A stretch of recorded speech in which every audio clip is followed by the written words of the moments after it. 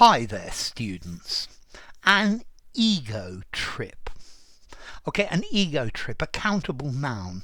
I think you could also use it as a verb, to ego trip.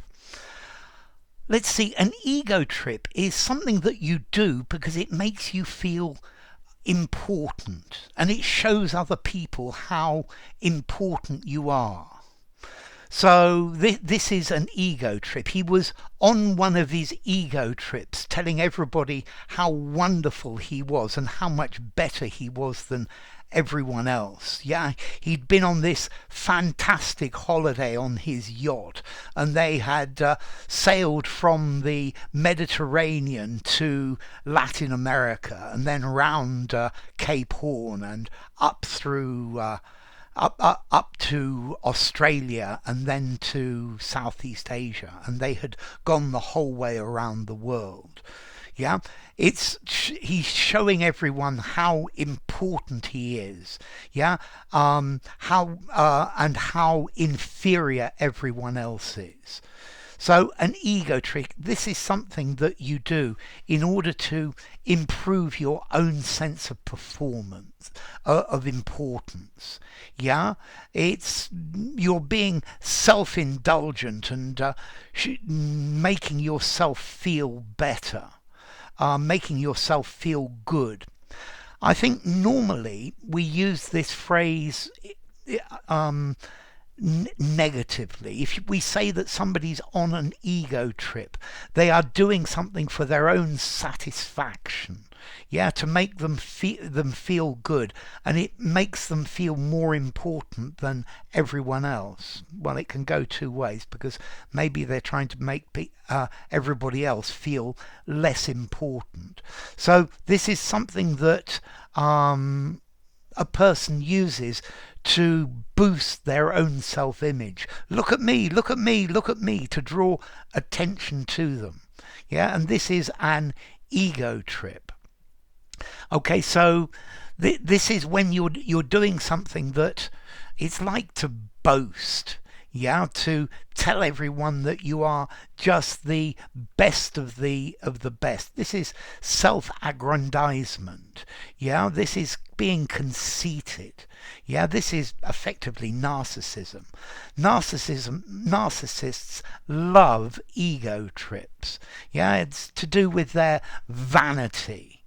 This is looking at yourself or portraying yourself as incredibly good, but you are exaggerating and going over the top. Yeah. So he buys the most important, most expensive foods and goes to the most expensive restaurants because this was an ego trip.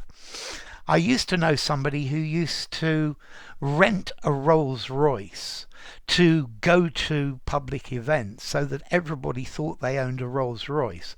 But in fact, this was just an ego trip. Let's see, I think you could use ego trip in a neutral sense or even in a positive sense. So, her kissing me was one of the biggest ego trips in my life. It made me feel really good. And notice here, I've used it positively. Yeah, it made me feel really good. So this was a real ego trip. Okay, let's see, formality. I think I'm going to give it a 4 in formality. Use it informally, use it in a semi-formal conversation. I think you could just about use it in a semi-formal writing as well. And then the ego. Well, this is from Freudian psychology. Your ego is your character that mediates between the demands of the world outside you and your basic animal needs. Yeah, this is your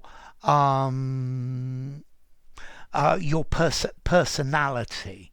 Yeah, it's your drive to benefit yourself, to give yourself positive things. But an ego trip. So trip, this word actually comes from the 1960s. A psychedelic trip. So this is like somebody is on an ego trip. They're having a drug experience. Yeah, a psychedelic drug experience, and they're not actually experiencing reality. Notice, to be on an ego trip. So I said before, as a verb, he's ego tripping. Yeah, he always tries to impress young girls and get them to go out with him, because this for him is an ego trip and it boosts his sense of self-confidence. Okay, so yeah, enough. If you enjoyed the video, give it a rating, subscribe to my channel, and I will see you soon. Bye for now. An ego trip.